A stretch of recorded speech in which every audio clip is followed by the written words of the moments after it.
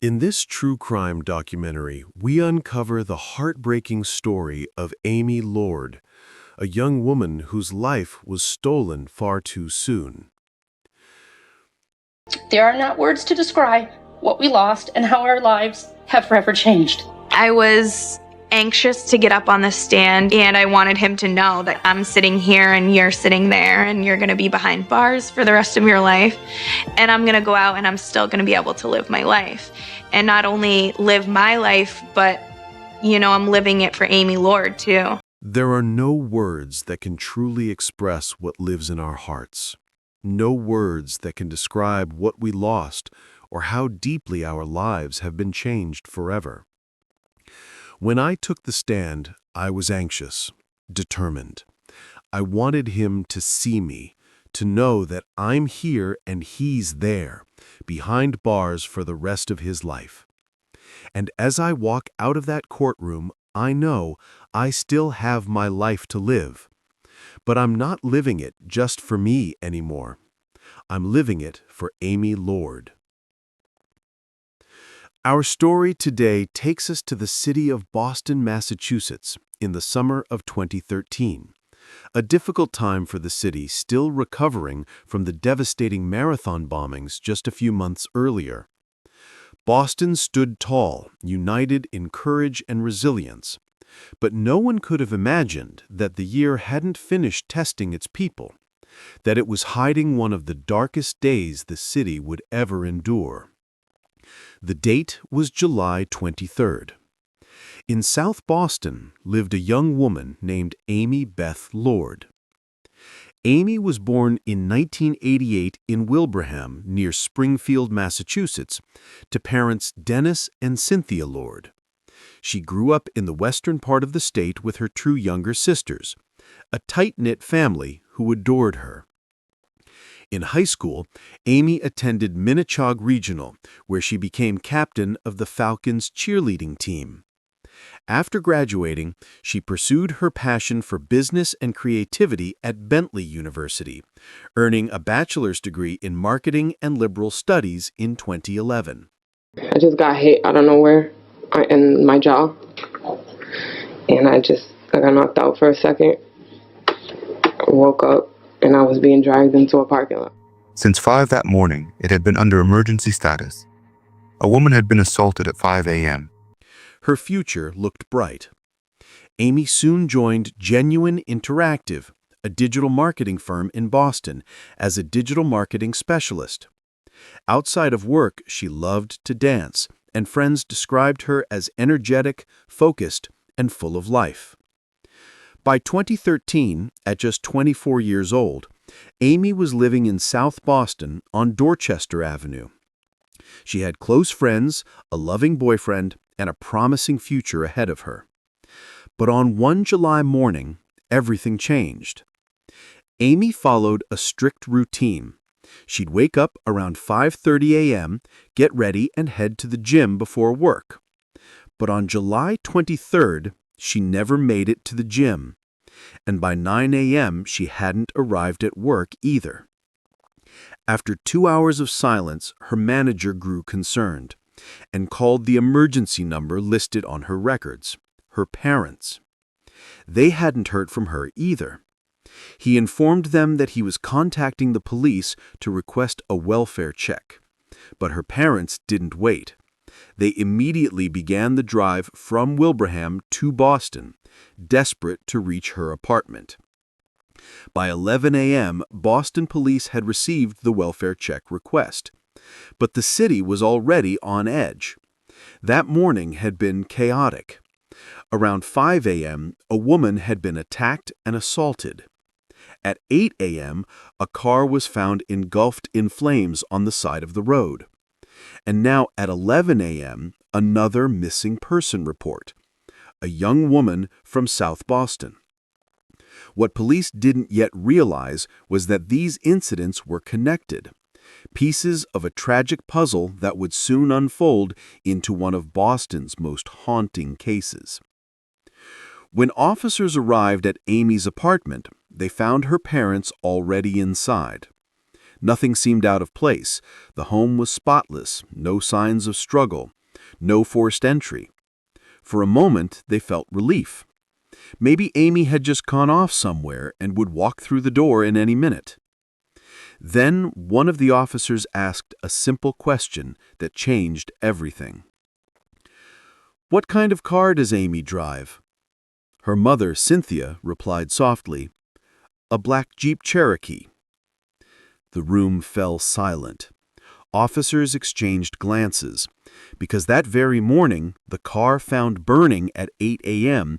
had been a black Jeep Cherokee. When investigators ran the plates, the confirmation hit like a thunderbolt. It was Amy's. The case immediately shifted from a welfare check to a criminal investigation. Detectives quickly accessed her joint bank account and found something chilling. That same morning, 5 cash withdrawals had been made from different ATMs across the city.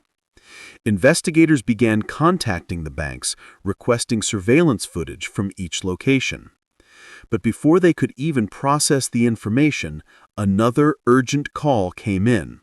At 4 p.m. that afternoon, something had just been discovered. Later that afternoon, around 4 p.m., a cyclist riding through Hyde Park noticed something unusual. A shape lying deep within the woods, far from where Amy lived and miles from where her burning car had been discovered. As the cyclist drew closer, the horror became undeniable. It was the body of a young woman, naked, brutally beaten, and covered in stab wounds. When investigators compared her face to photos, the confirmation was immediate and devastating. It was Amy Lord. Her medical examiner's report later revealed the extent of the brutality. Amy had been beaten and stabbed more than 40 times before being left on a secluded dirt path inside the park. Her death sent shockwaves through Boston. Friends, colleagues, and family struggled to comprehend the loss. "She touched so many lives," one friend recalled. "She was always so kind, so sweet. Her energy was infectious. Everyone will tell you the same thing. She really was an angel. She was special." As police began piecing the timeline together, they finally received the ATM surveillance footage from earlier that morning. It wasn't in chronological order, but the images were clear enough to confirm one chilling fact. Amy herself had made those withdrawals. At first, nothing seemed out of place. She walked up to the machines, withdrew cash, and left. But detectives soon noticed a disturbing pattern. After each transaction, Amy would get back into her car on the passenger side. Someone else was driving. As more footage arrived, the picture became painfully clear. Amy's face was swollen, her left eye blackened and bruised. She looked terrified, a silent captive. There was no doubt now. Amy had been kidnapped. But one question haunted investigators. Why didn't she run when she had the chance, in public, at the ATMs? Perhaps she was too scared. Perhaps she had been threatened, a weapon pressed to her side, a quiet warning only she could hear. The kidnapper's identity remained hidden. In every clip, the man's face was obscured, a baseball cap pulled low, a shirt or mask covering his mouth. All police could tell was that he was male and he knew how to hide. What they did know was horrifying enough. Someone had abducted Amy that morning, forced her to withdraw nearly $960, murdered her, and set her car on fire. But the most pressing question now was, who was he? To find out, investigators turned to surveillance footage from a street camera near Amy's apartment. At 5:37 a.m., just as Amy would have been leaving for the gym, a lone man appeared walking down the street. He passed her building, and then he suddenly stopped. As Amy opened the door to step outside, he rushed toward her, forced her back inside, and slammed the door shut. What happened next was later pieced together through timing.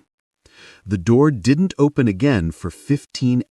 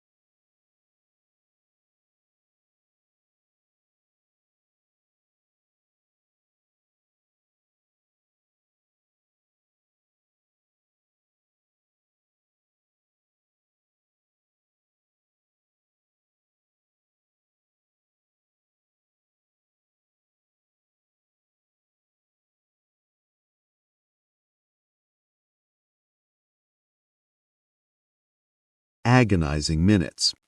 When it finally did, two figures emerged, Amy and her attacker, walking toward her car.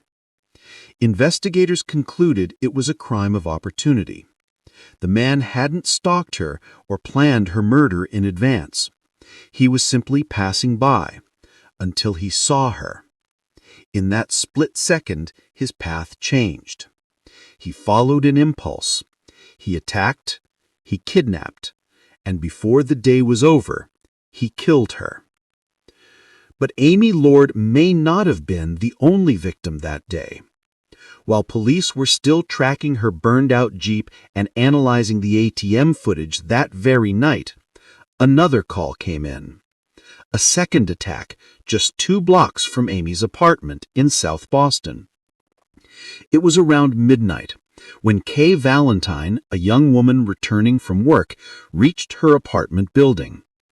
As she entered her security code at the door, she suddenly felt someone behind her. A powerful shove threw her forward, slamming her to the floor. Before she could react, the man was on top of her. A day of mourning in the small town of Wilbraham. Friends and family showed up at St. Cecilia's Church to bid farewell to Amy Lord, who was murdered. That on July 23rd and 24th, Edwin Alamany was a profoundly sick individual. That he was insane as that term is understood in the law. He did not bear criminal responsibility for what he did. That this was an illness that is reflected in it is not simply an antisocial personality. It is a deep psychotic illness that has persisted for a lifetime. The doctors there knew that there were serious, serious problems, and they had to be addressed. But then he turned 18, he aged out. Take a look at this case as American citizens who are judging another American citizen in a country of laws. If you believe that at the time of the offense of these crimes, that he absolutely did not possess the requisite criminal responsibility to be found guilty, I ask you to find him not guilty by reason of insanity, and I ask you to let the court system take it from there. Thank you. 3 victims, 1 defendant. Not 4 victims. Not any victims of the system. 3 real victims, 1 defendant.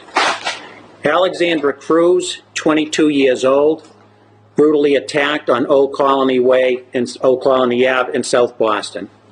Kaylee Ballantyne, 21 years old, brutally attacked and stabbed 57 Gate Street in South Boston. Amy Elizabeth Lord, forever 24 years old. Why did this happen? Why did this happen? Because of one man, this defendant right here, Edwin J. Alamany. Because of this selfish man, Amy Lord is gone. He is not a victim in this trial, ladies and gentlemen. This is not a failure of that system. This is the culmination of a failed life, his life. Today is June 5th of 2015, ladies and gentlemen. Almost 2 years since this defendant committed these blitz-style attacks. Almost 2 years since he brutally took Amy Lord's life. Okay? And it's still not enough for Edwin Alemany. It's not enough for him. It's not enough to be the defendant. He also has to be the victim in this case. Okay? How many women have to be attacked for it to be enough? How many? How many women have to be stabbed for it to be enough? How many? Okay? It wasn't enough just to rob Amy Lord of her money, of her hard-earned money. Okay? When is it enough for Edwin Alemany? Today it's enough, ladies and gentlemen. You've heard enough about Edwin J. Alemany. What say you, Madam Foreperson, on indictment 2013-11163, offense 001, charging the defendant Edwin Alemany with murder in the first degree? Is he not guilty by reason of insanity, or guilty of murder in the first degree as charged? Guilty. Under what theory? All of them. Members of the jury hearken to this verdict as the court has recorded it, and you upon your oath to say the defendant Edwin Alemany. In the end, the jury rejected the insanity defense and found him fully responsible for his actions. Edwin was sentenced to life in prison without the possibility of parole. No further comment from Amy Lord's family. Her mother summed it up. The reality is for us, there will never truly be closure. There will always be an unimaginable